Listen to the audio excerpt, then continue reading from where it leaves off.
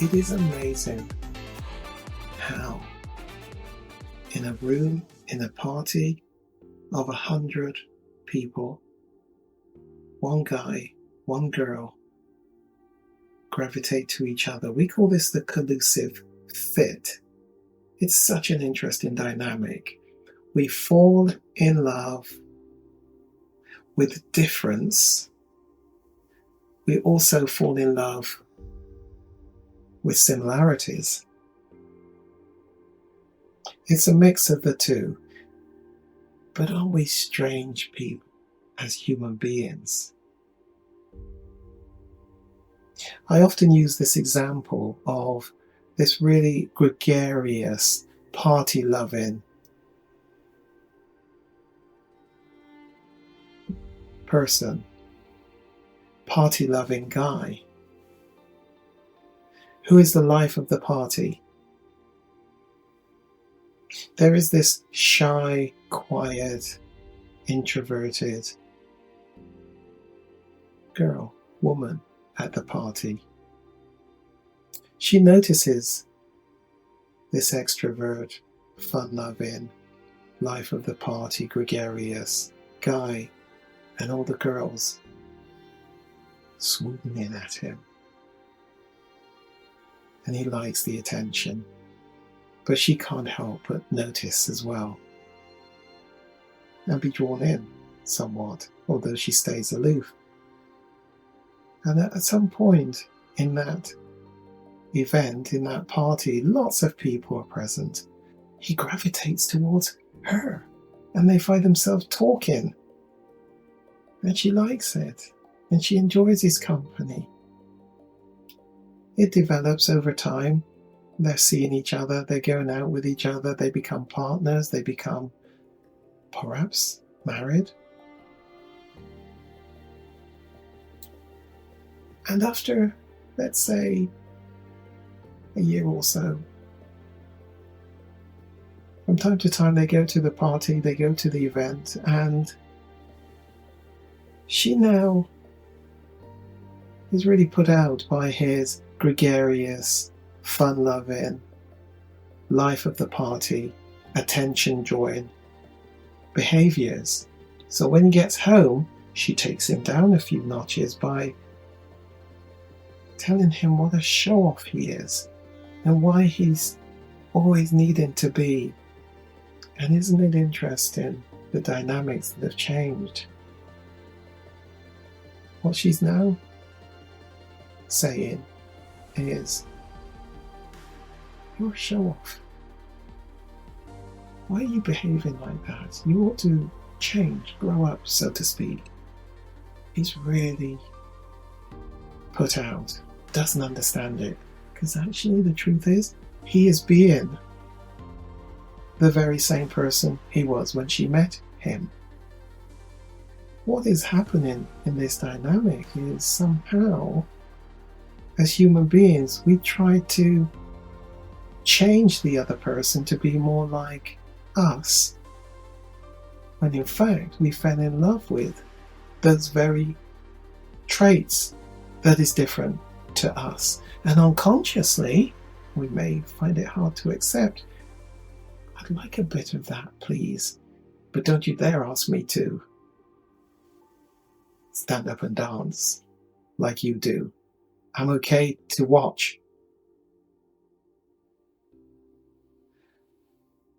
The fact is, we fall in love with somebody who promises to provide a fix to the things that we don't have and we don't do, and we're quietly envious of, but we won't admit that in the consciousness. In fact, even as I say it, we can't identify with it and we go into denial about it. We fall in love with difference and we fall in love with sameness. And the truth is, we, I'll put inverted comma, knew all about the other person before we even started going out with the other, courting, becoming a partner, becoming an item. We knew all about them. That's a strange thing to say. Of course, it's all living in the unconscious. Let's unpack a lot of that for you, but we did know about them before we got together with them, even if lots of it we can't understand or see in the consciousness. Don't really understand this point I'm making? Well, let's come back to it in our journey together. We fall in love with difference and we fall in love with sameness. Why don't you pause at this point and have a discussion about this point that I just talked about? How we try to change the other person to be more like us.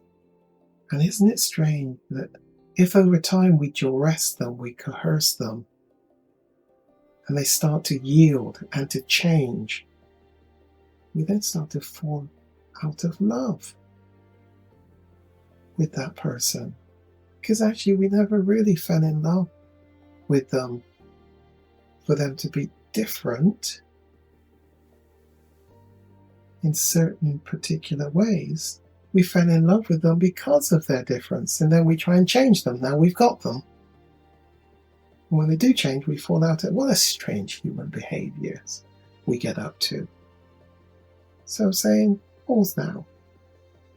Have a chat amongst yourselves.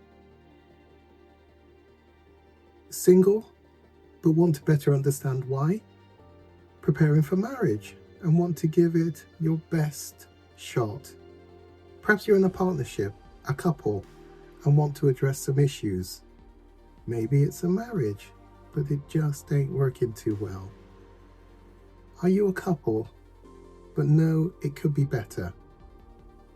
Consider a diagnosis, a form of MOT for the relationship.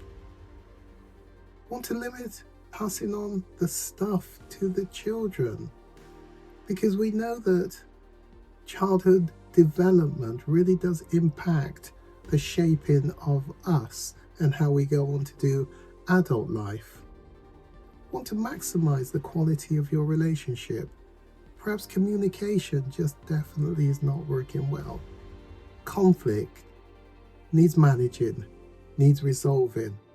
Sex, the first casualty when there is conflict, may be something of a sense of a mismatch, but there are definitely some problems in sex. Maybe you're long time married and you've settled, but you know you haven't settled for good enough. Consider the Kairos Center video on demand program. In that program, you'll cover a lot of topics from A to Z, and you can do it in the comfort of your own home at your leisure, and have some periodical homework review sessions with me from time to time at your leisure. Maybe you would prefer secure webcam where one of you or both of you come for maybe weekly sessions. There's something for everyone in the Kairos relationship program. Contact me today. Whether you're in a partnership, a marriage, these things are true.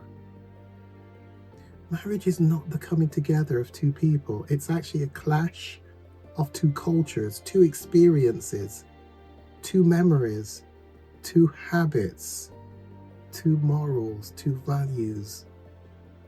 And that is a formulation for destruction, says Dr. Miles Monroe.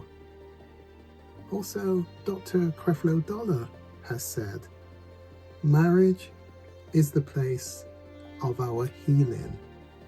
Don't leave it too quickly.